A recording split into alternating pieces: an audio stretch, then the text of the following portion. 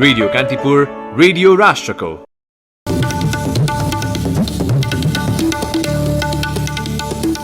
सीमा अतिक्रमण प्रति सरकार उदासीन, अतिक्रमण विरूद्ध संसदमा सबै दल एकमत, संवादबाट समस्या समाधान नभए अन्तर्राष्ट्रियकरण गर्न सांसदहरूको सुझाव।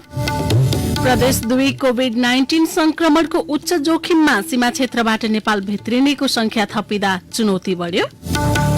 कोभिड-19 ले पुर्याएको क्षति न्यूनीकरण लगायत विभिन्न 6 क्षेत्रलाई मुख्य प्राथमिकतामा राखेर बजेट ल्याउने सरकारको तयारी। लकडाउन अवधिमा बैंक तथा वित्तीय संस्थामा 91 अर्ब निक्षेप संकलन। लकडाउनका बीच भारतले रेल सेवा पुनः सञ्चालन गर्ने, बन्दाबन्दीको निकासका लागि बेलायतले चरणबद्ध योजना बनायो।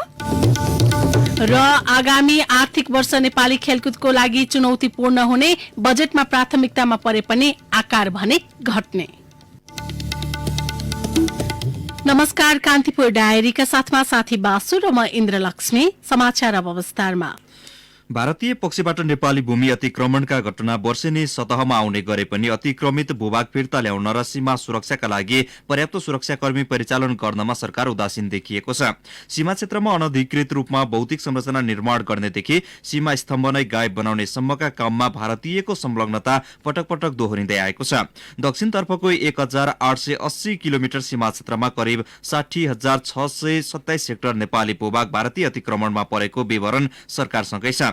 भारतले 1822 वटा सीमा स्तम्भ गायब पारेको र 961 स्थानमा सीमा अतिक्रमण गरेको गोप्य रिपोर्ट सशस्त्र प्रहरी बलले गत कार्तिकमै गृह मन्त्रालयमा बुझाएको थियो। सीमा स्तम्भहरूको नक्साङ्कन र त्यसलाई मिचेर भारतीयहरूले नेपाली भूमिमा आई गरेका गतिविधिका आधारमा सो रिपोर्ट तयार पारिएको हो। सीमा सुरक्षा र सीमा क्षेत्रका गतिविधिमाथि सूक्ष्म निगरानी राख्ने मुख्य दायित्व रहेको सशस्त्रले बुझाएको सो रिपोर्ट सरकारले सार्वजनिक गरेको छैन। हाल भारततर्फ 120 स्थान बोर्डर अब्जर्भेसन पोस्ट बीओपी तैनात छन्। तिनमा 7,000 सुरक्षाकर्मी परिचालन गरिएको छ। खुल्ला सीमा सुरक्षामा सो जनशक्ति पर्याप्त नरहेको जानकारहरू बताउँछन्। नेपालका एक बीओपीबाट अर्कोसम्मको दूरी 12 देखि 18 किलोमिटरसम्मको छ। यसैबीच भारतले वार्ताद्वारा नेपाली भूमि छाड्न नमानेको खण्डमा सीमा विवादको विषयलाई अन्तर्राष्ट्रियकरण गर्न प्रतिनिधि सभाको राज्य व्यवस्था तथा सुशासन समितिले सरकारलाई निर्देशन दिएको छ। दार्चुलाको कालापानी, लिपुलेक र लिम्पियाधुरा अतिक्रमण गरेको भारतले लिपुलेकमा सड़क निर्माण गरेको विषयमा आपत्ति जनाउँदै समितिले सो विषयलाई लिएर भारत विरुद्ध अन्तर्राष्ट्रिय मञ्चहरू संयुक्त राष्ट्रसंघ र अन्तर्राष्ट्रिय अदालतमा जान भनेको हो। भारतले नेपाली भूमि लिपुलेक भएको तिब्बतको मानसरोवर जाने सड़क निर्माण गरेको विषयमा संसद र सड़कमा व्यापक विरोध र बहस भइरहेको छ। प्रतिनिधि सभाको हिजोको बैठकमा भारतले नेपालको भूमि बेच्दै तिब्बतको मानसरोवर जाने सड़क बनाएको विरोधमा सत्ता र प्रतिपक्षी दल एकै थैलोमा उभिएका छन्। भारतले नेपालको अस्मितामाथि पटक पटक धावा बोल्दै आएको भन्दै सांसदहरूले अब सरकारले कूटनीतिक नोट पठाएर मात्र नहुने बताएका हुन्। उनीहरूले भारतको घोर भत्सना गर्दै कूटनीतिक प्रतिरोधमा उत्रन सरकारलाई सुझाव दिएका छन्। नेकपाका नेता जनार्दन शर्माले लामो समयदेखिको समस्या हल गर्न अब डिप्लोमेटिक नोटले मात्र नपुग्ने बताउनुभयो। नेकपाका सांसद गणेश सिंह ठगुन्नाले सुगौली सन्धिबाट कायम गरिएको नेपाल भारत सीमा नै मूल प्रमाण भएको उल्लेख गर्नुभयो। राजपाका नेता महन्त ठाकुरले लिपुलेक र कालापानीको समस्या समाधान गर्न कूटनीतिक पहल जरुरी रहेको उल्लेख गर्नुभयो। कांग्रेसका सांसद गगन कुमार थापाले भारतको दादागिरी र चीनको न्यानो सहयोगको प्रतिरोध गर्न कांग्रेस तयार रहेको धारणा व्यक्त गर्नुभयो। प्रमुख प्रतिपक्षी कांग्रेसका सांसदहरूले भारतले मिचेको सीमा फिर्ता गर्न आफ्नो पार्टी जस्तोसुकै योगदान गर्न पनि तयार रहेको उल्लेख गरेका छन्। सांसद मिनेन्द्र रिजालले विगतमा सीमा विवाद र अमेरिकी निकाय मिलेनियम च्यालेन्ज कर्पोरेशनको सहयोगका विषयमा नेकपाका 2 अध्यक्षले नै फरक फरक धारणाको मोर्चा बनाएको उल्लेख गर्नुभयो। कांग्रेसकी सचेतक पुष्पा भूषाल गौतमले भूमि सुधार मन्त्रालयले नै लिम्पियाधुरा नेपालमा पर्दैन भनेको प्रसंग जोड्दै यसको जिम्मा प्रधानमन्त्री र परराष्ट्र मन्त्रीले लिनुपर्ने उल्लेख गर्नुभयो। प्रमुख प्रतिपक्षी कांग्रेसले भारतसँग हालै सम्पन्न समस्या समाधानका लागि तत्कालै उच्चस्तरीय पहल थाल्न सरकारसँग आग्रह गरेको छ। राष्ट्रियताको सवालमा पूर्ण रूपमा सरकारलाई साथ दिने पनि कांग्रेसले जनाएको छ। सरकारले कूटनीतिक पहल प्रारम्भ नगरेर गम्भीर विषयमा केवल वक्तव्यबाजी जारी गरेको भन्दै कांग्रेस सभापति शेरबहादुर देउवाले हिजो विज्ञप्ति जारी गरेर उच्चस्तरीय पहल कदमीका लागि अपील गर्नुभएको छ। सभापति देउवाले विज्ञप्तिमा भन्नुभएको छ, चीनको मानसरोवर जोड्न भारत सरकारले लिपुलेक हुँदै बनाएको सड़क सड़क उद्घाटन गरेको समाचारबारे नेपाल सरकारको धारणा माग गर्दै उच्चस्तरीय कूटनीतिक पहल मार्फत दीर्घकालीन समाधान खोज्न कंग्रेसले सरकारको दायित्व पुनः स्मरण गराएको थियो। नक्सा प्रकरणमा पनि सरकारको भूमिका केवल वक्तव्यमा सीमित रहनु र अहिले फेरि त्यही प्रवृत्ति दोहोरिनु दुःखद छ। देउबाले राष्ट्रवादको प्रश्न केवल वक्तव्यको विषय नभएर परिणाममुखी हुनुपर्नेमा जोड़ दिनु भएको छ। भारतको अतिक्रमणमा परेको दार्चुलाको ब्यास गाउँपालिका 1 को लिम्पियाधुरा लिपुलेक र कालापानीको मुद्दा बिउजिएसँगै सधैँ स्थानीयमा डर उब्जिने गर्छ। आउजाउ उपभोग्य वस्तु खरिद उपचार लगायतमा भारतसँग निर्भर भएकाले सीमाका मुद्दा उठ्दा ब्यासमा बासिन्दा झन समस्यामा परिने हो कि भन्ने चिन्तामा रहन्छन्। शुक्रबार भारतले तवाघाट लिपुलेक सड़क उद्घाटन गरेपछि कुञ्चा सर्न झन अन्यल भएको ब्यासका बासिन्दाहरूको गुनासो छ।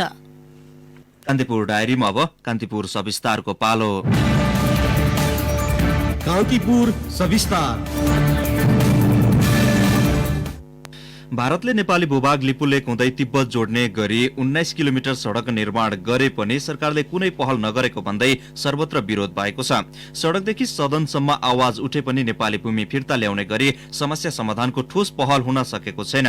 सन् 2005 मा सो क्षेत्रमा सड़क बनाउने निर्णय गरेको भारतले त्यसको 3 वर्षपछि निर्माणको काम शुरू गरेको थियो। यो बीचमा नेपालमा दर्जन सरकार परिवर्तन भए पनि भारतीय परियोजना बारे सबै सरकार मौन प्राय बसे। समस्या समाधानका लागि अहिलेसम्म नेपालले गरेका पहलहरू निष्कर्षमा पुग्न सकिरहेका छैनन्। आफ्नो आमाको अस्पताललाई जस्तै सम्मान गरेर आफ्नो देशको अस्पताललाई बचाउनका खातिर नेपाली युवाहरू जनताहरू वीर गोर्खाको रूप धारण गर्छन्। त्यतिखेर भारतले ठूलो मूल्य चुकाउनु पर्नेछ। मुलुकको क्षेत्रफल जत्रो भए पनि सार्वभौमिकता सबैको बराबर हुन्छ। अन्तर्राष्ट्रिय अभ्यास र प्रचलनलाई आधार मान्दा पनि हरेक मुलुकले एकअर्काको सम्प्रभुता र सार्वभौम सत्तालाई सम्मान गर्ने गरेका छन्। तर छिमेकी मुलुक भारत यो मामिलामा निकै निकृष्ट ढंगले अघि बढेको पाइन्छ। यसमा नेपाली पक्षले लामो समयता गरेको व्यवस्था पनि प्रमुख कारकका रूपमा रहेको पूर्व राजदूत दिनेश भट्टराई बताउँछन्। हाम्रो कूटनीतिमा चाहिँ तपाईको रिएक्टिभ कसैले केही गरेपछि प्रतिक्रियामा चाहिँ जनाउँदै बस्दै गर्ने भयो, त्यसरी हुँदैन। एकदम प्रोएक्टिभ हुनुपर्छ। हामी सक्रिय भएर के कता कता के हुँदैछ भन्ने कुरा चाहिँ समयमा बुझेर हामीले काम गर्न सक्यौं भनेदेखि बल्ल चाहिँ हामी बाँच्न सक्छौं, नत्र हामीलाई यस्तै गरी चाहिँ निस्दै जान्छ। नेपालसँग मात्रै होइन, सीमा जोडिएका चीन, पाकिस्तान, बंगलादेश र भुटानसँग पनि भारतले सीमालाई लिएर उस्तै रवैया देखाउने गरेको छ। अहिले साम्य रहेको बंगलादेशसँग त्यो बेलाको सीमा विवाद होस् वा चीन र पाकिस्तानसँग अहिले कायम विवाद किन नहोस्, भारतको दृष्टि सीमाकै तारबारमा पर्ने गरेको छ। सार्क राष्ट्रको सबैभन्दा ठूलो भारतको नजर नेपालको सीमामा पर्नु नेपालीलाई नौलो नलागे पनि समाधानका लागि नेपाल सरकारले गरेको पहल भने उदेक लाग्दो लाग्छ। परराष्ट्र जानकार डाक्टर जनार्दन आचार्य नेतृत्वमा खोट देखाउँछन्। पहिला त्यतिकै सुतेर बस्ने, अब लास्टमा आएर एकैपल्ट मुद्दा मात्रै चल्छौं भन्ने कुराहरू त्यति स्वाभाविक मलाई लाग्दैन। हाम्रो अन्तर्राष्ट्रिय जगतमा छरिँदै गएको छ, हाम्रो शरीरमा राख्न सकेनौं। निभाउनाले पहिलो प्रयास भनेको दुई देशको हाई र्याङ्कमा कुरा गर्न पर्यो, हाई लेभलमा। त्योभन्दा पछाडि अन्तिम अस्त्र भनेको अन्तर्राष्ट्रिय अदालतै हो। तत्कालीन प्रधानमन्त्री शेरबहादुर देउवाका पालामा सन् 2005 मा भारतीय परियोजना निर्माणको निर्णय भयो। तर त्यस यता दुई पटक प्रधानमन्त्री भएका गिरिजा प्रसाद कोइराला, पुष्पकमल दाहाल र केपी शर्मा ओली तथा एक पटक कार्यकारी पदको अनुभव बटुलेका माधव नेपाल, झलनाथ खनाल, बाबुराम भट्टराई, खिलराज रेग्मी र सुशील कोइरालाले सो समस्या बारे कानमा तेल हालेको पाइन्छ।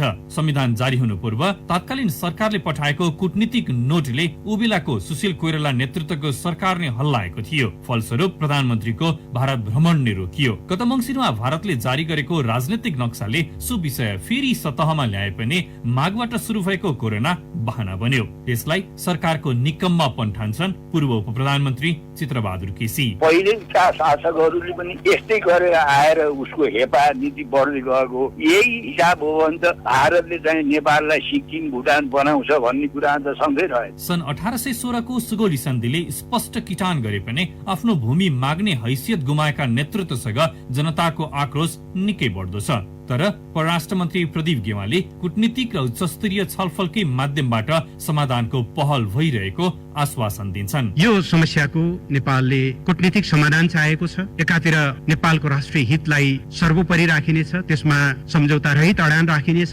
सँगसँगै असल छिमेकीपन, असल मित्रताको भावनालाई पनि हामीले सँगसँगै अगाडि लैजानेछौँ। दुई देश बीचका अधिकारी सम्मिलित समितिले नेपालका 3 जिल्ला बाहेक अन्य सबै क्षेत्रको सीमा अनुगमन गरेको छ, तर काम फत्ते भएको छैन। बडो तामझामका साथ उबेला गठन भएको प्रबुद्ध व्यक्ति समूह EPG को प्रतिवेदनमा धमिरा लाग्यो। तर पनि नेपाल सरकार र उच्च अधिकारी भारतका प्रधानमन्त्रीलाई फुर्सद नमिलेको विश्वासमा कूटनीतिक पहलको रटान लगाइरहेछन्। मालपोत तिरेको दशी प्रमाणले भरिएको ब्रिफकेस जबसम्म सरकारले खोल्दैन तबसम्म सीमामा भारतको स्वार्थपूर्ण नजरबाट पीडित बन्न नेपाली जनता बाध्य छन्।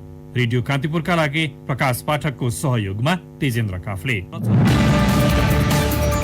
कान्तिपुर सविस्तार। कान्तिपुर डायरीमा अब ब्रेकको पालो। ब्रेकपछि अब बाँकी प्रसंग। परराष्ट्र मन्त्री प्रदीप कुमार गेवालीले भारत उत्तराखण्ड राज्यको पिथौरागढबाट नेपालको दार्चुला हुँदै नेपाल चीन सीमा नाका लिपुलेकसम्म निर्माण गरेको 79 किलोमिटर सड़क मध्ये नेपाली भूमिमा 19 किलोमिटर रहेको संसदलाई जानकारी दिनुभएको छ।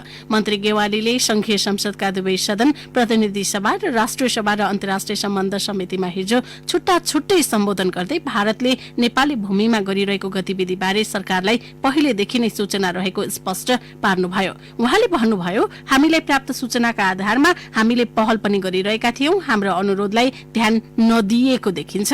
मन्त्री गेवालीले सदन र समितिलाई दिएको जानकारी अनुसार भारतले नेपालको दार्चुला स्थित कालापानी, लिपुलेक र लिम्पियाधुरा क्षेत्रमा सन् 1979 देखि सड़क निर्माण गरिरहेको छ। यसैबीच मन्त्री गेवालीले सीमा विवाद कूटनीतिक पहलबाट समाधान गर्ने प्रतिबद्धता पनि व्यक्त गर्नुभएको छ।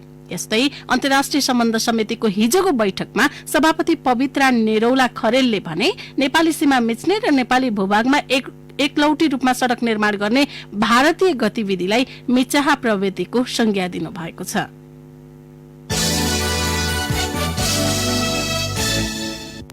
नेपाली भूमि लिपुलेकमा भारतले सड़क बनाएको पुष्टि भइसक्दा पनि काठमाडौँ स्थित भारतीय राजदूतलाई परराष्ट्र मन्त्रालयमा बोलाएर कूटनीतिक अर्थको विरोध पत्र दिन अग्रसरता देखाइएको छैन। परराष्ट्र मन्त्री हिजो संसदीय समिति र अन्यत्र व्यस्त रहनुभयो। मन्त्रालयका एक उच्च अधिकारीले भने, हामी भारतीय राजदूतसँग नित्य सम्पर्कमा छौं, तर प्रोस्टेट लेटरका बारेमा निर्क्युल भइसकेको छैन।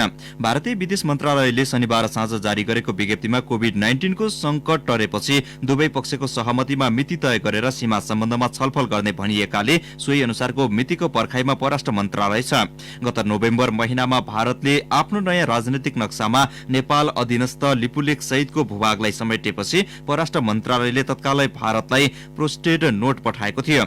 सो विवादपछि द्विपक्षीय सचिव स्तरीय बैठक बसेर सीमा विवाद सुल्झाउने भनिए पनि नेपालले राखेको वार्ताको मिति प्रस्तावमा भारतले जवाब फर्काएन।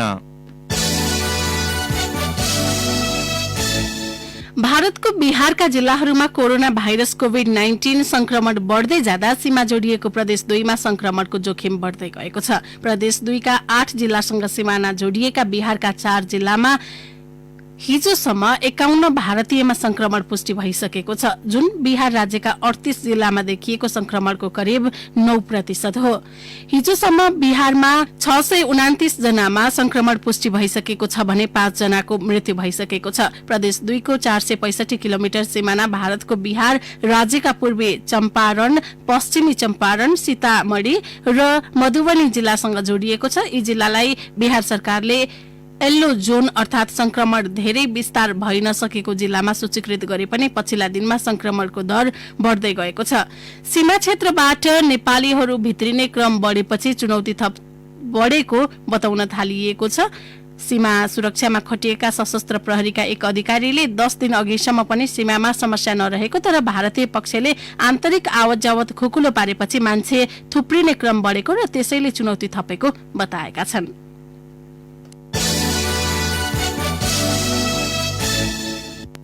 नेपालगञ्ज 8 जोरहन पूर्वका 24 संक्रमितको पहिलो संक्रमणमा आएकाहरूको ट्रेसिङ सकिएको छ। ट्रेसिङ गरिएका मध्ये अधिकांश एउटै टोलका छन्। संक्रमितले आउजाउ गरेका रानी तलाउ सब्जी मण्डी, पान पसल, किराना तथा खाद्यान्न पसल र आसपासका ओडाका व्यक्तिको स्वाब संकलन गरिएको हो। नेपालगञ्ज 8 र 11 ओडाका 162 जनाको स्वाब परीक्षणका लागि काठमाडौँ ल्याइएको छ। ट्रेसिङ गरिएका जामा मस्जिद क्षेत्रका 75 जनाको स्वाब भेरी अस्पतालको प्रयोगशालामा जाँच भइरहेको छ। नेपालगञ्ज र काठमाडौँ ल्याइएको स्वाब परीक्षणको रिपोर्ट हिजो साँझसम्म सार्वजनिक गरिएको छैन। जिल्ला स्वास्थ्य कार्यालयका कोरोना फोकल पर्सन नरेश श्रेष्ठले भन्नुभयो, पहिलो संक्रमित व्यक्तिको सम्पर्कमा आएका व्यक्ति र त्यसपछि संक्रमित भएका व्यक्तिको सम्पर्कमा आएकाहरूको ट्रेसिङ गरी स्वाब संकलनको काम सकिएको छ। शनिबार संकलन गरिएको स्वाबको रिपोर्ट आउन बाँकी छ। अहिलेसम्म संक्रमित र उनीहरूको सम्पर्कमा आएका 372 जनाको स्वाब संकलन गरिएको छ।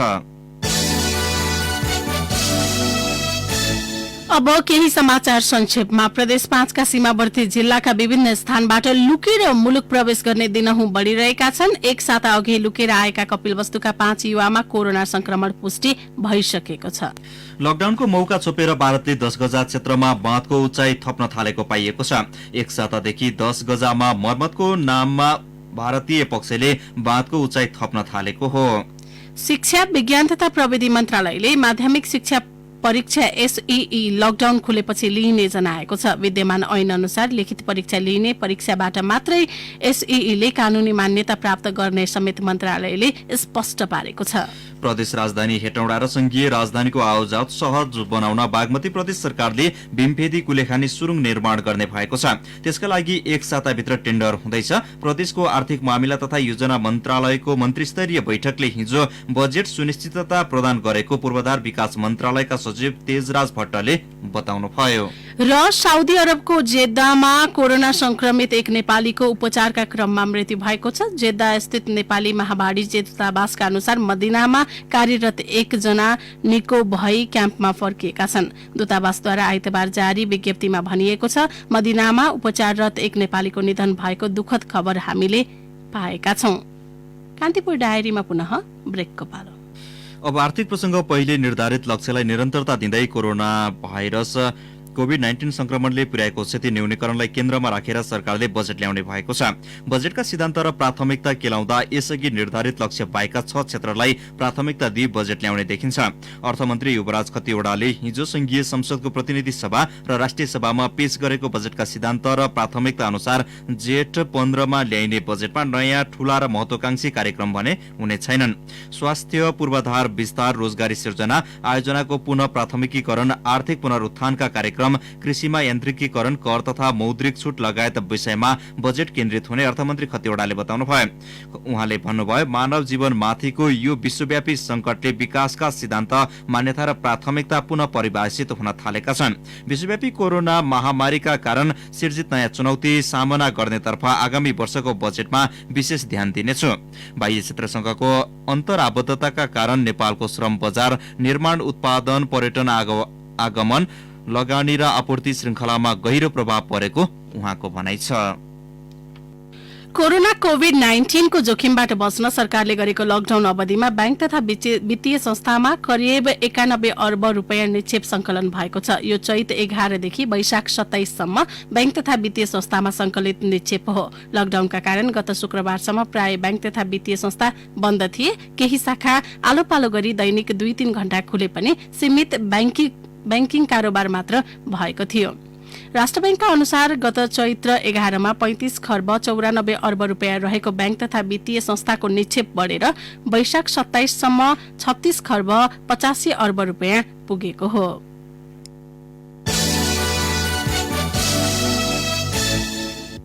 अब अन्तर्राष्ट्रिय प्रसंग जारी। लकडाउनका बीच भारतले आंशिक रूपमा रेल सेवा पुनः सञ्चालन गर्ने भएको छ। विश्वकै ठूलो रेल सञ्जाल मध्ये एक भारतमा 9141 वटा रेल मध्ये 300 वटा सञ्चालन गर्न लागि सीएनएनले जनाएको छ।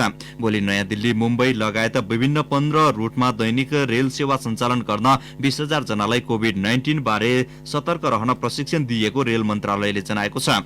आन्तरिक श्रमिकलाई घर जान सहज गर्ने लक्ष्य सहित सो निर्णय लिएको मन्त्रालयले जारी गरेको विज्ञप्तिमा उल्लेख छ। कोरोना भाइरस सम्भावित संक्रमणको कुनै लक्षण नभएका यात्रुले मात्र रेल सेवा प्रयोग गर्न पाउनेछन्। यात्रुले अनिवार्य मास्क लगाउनु पर्ने शर्त समेत राखिएको छ। गत मार्च 24 देखि जारी लकडाउनका कारण 167 वर्ष इतिहासमा भारतमा पहिलो पटक रेल सेवा बन्द भएको थियो। त्यहाँ आगामी आइतबारसम्म लकडाउन गरिएको छ। बेलायतले विद्यमान बन्दाबन्दीबाट उन्मुक्त पाउन 5 अवस्थामा आधारित तहगत प्रणाली योजना शुरू गरेको छ। बेलायतका प्रधानमन्त्री बोरिस जोन्सनले देशवासीका नाममा सम्बोधन गर्दै वर्तमान परिस्थितिको निकास सशर्त चरणबद्ध हुने बताउनु भएको हो। संक्रमितको दर 1 भन्दा कम रहे, कोरोना भाइरसको दोस्रो महामारी फर्कने सम्भावना न्यून हुने विज्ञहरूको राय अनुसार बन्दाबन्दी निकासको तहगत उन्नतिमा पनि संक्रमित दर 1 भन्दा कम नै हुनुपर्ने मापदण्ड तोकिएको छ। संक्रमित दर निर्क्योल गर्न वैज्ञानिक सिद्धान्तमा आधारित संक्रमित दर मापन प्रणाली प्रयोग हुनेछ। अपेक्षित मापदण्ड पूरा नभए स्तर उन्नति नहुने र यसले बन्दाबन्दी निकासमा प्रत्यक्ष प्रभाव पार्ने बताइएको छ। बेलायतमा अहिले संक्रमण दर 0.5 देखि 0.9 बीच रहेको मानिएको छ। बेलायतले लागू गरेको तहगत पद्धतिमा प्रथम चरणलाई सबैभन्दा अनुकूल अवस्था मानिएको छ भने दोस्रो चरण अन्तर्गत स्वास्थ्य संस्था र विद्यालयहरू सामान्य सजगता अपनाएर सञ्चालनमा आउनेछन्। तेस्रो चरण भन्नाले कोरोना भाइरस संक्रमणले जनस्वास्थ्यमा प्रभाव जमाएको अवस्था जनाउँछ। चौथो चरण संक्रमण फैलिरहेको र आंशिक बन्दाबन्दीको अवस्था हो। पाँचौं तथा सबैभन्दा प्रतिकूल तह भन्नाले संक्रमण व्यापक बनेको र कडा बन्दाबन्दीको अवस्था मानिएको छ। बेलायत अहिले चौथो र तेस्रो चरणको बीचमा रहेको प्रधानमन्त्रीले सम्बोधनका क्रममा बताउनु भएको हाम्रा युरोप सहकर्मी रूपेश सिलवालले जनाएका छन्।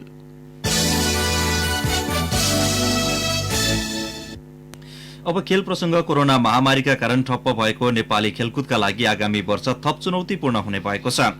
सरकारले हिजो संघीय संसदको दुवै सदनमा प्रस्तुत गरेको विनियोजन विधेयकका सिद्धान्त र प्राथमिकतामा खेलकुदलाई महत्व दिइने बताए पनि बजेटका लागि अघिल्लो आर्थिक वर्षभन्दा कम सिलिङ तोकेको छ। यो वर्षका लागि खेलकुद मन्त्रालयका लागि 1 अर्ब 61 करोडको सिलिङ तोकिएको छ। यो कुल बजेटको 1% भन्दा पनि न्यून हो। अघिल्लो वर्ष खेलकुदले 3 अर्ब 79 करोड रुपैयाँ विनियोजन पाएको थियो। हाल अघि बढ़िरहेका पूर्वाधारका काम सम्पन्न गर्नका लागि बजेटको प्राथमिकता हुने अर्थमन्त्री युवराज खतिवड़ाले जानकारी दिनुभयो। राष्ट्रिय र क्षेत्रीय स्तरमा बन्ने खेलकुदका ठूला पूर्वाधार र खेलाड़ीलाई प्रोत्साहन दिने कार्य प्राथमिकतामा पर्ने उहाँको भनाइ थियो। आगामी जेठ 15 गते 2077-78 को बजेट ल्याउने सरकारले त्यसअघि दुवै सदनमा प्री बजेट छलफल चलाएको हो। अब मौसम सम्बन्धी जानकारी। काठमाडौँ उपत्यका सहित मुलुकका अधिकांश भूभागमा मौसम बदलिरहने जल तथा मौसम पूर्वानुमान महाशाखाले जनाएको छ। पहाड़ी तथा तराईका केही भूभागमा मेघ गर्जन, चट्याङ, असिना र हावाहुरी सहित वर्षाको सम्भावना रहेको महाशाखाले जनाएको छ। केही बेर अघि 14.2 डिग्री सेल्सियस मापन गरिएको काठमाडौँ उपत्यकाको अधिकतम तापक्रम आज 29 डिग्री सेल्सियससम्म पुग्नेछ। सूर्योदय बिहान 5:17 भयो भने सूर्यास्त भरे साँझ 6:44 हुनेछ। अब एउटा जानकारी। अहिले केही बेरमा प्रसारण हुने कार्यक्रम दि हेडलाइनर्समा आज हामी भारतले नेपाली सीमामा पटक पटक गर्ने आक्रमणको दीर्घकालीन समाधानका बारेमा परराष्ट्र जानकार डाक्टर उद्धव प्याकुरेलसँग कुराकानी गर्दैछौं। सुन्न नभुल्नुहोला। हवस् त यिनै प्रसंगसँगै कान्तिपुर डायरीको यो बुलेटिन भने यही सकिन्छ। साथी बासु र महेन्द्र लक्ष्मी बिदा हुन्छौं। नमस्कार। सूचना र मनोरञ्जनको सम्वाहक रेडियो राष्ट्रको रेडियो कान्तिपुर।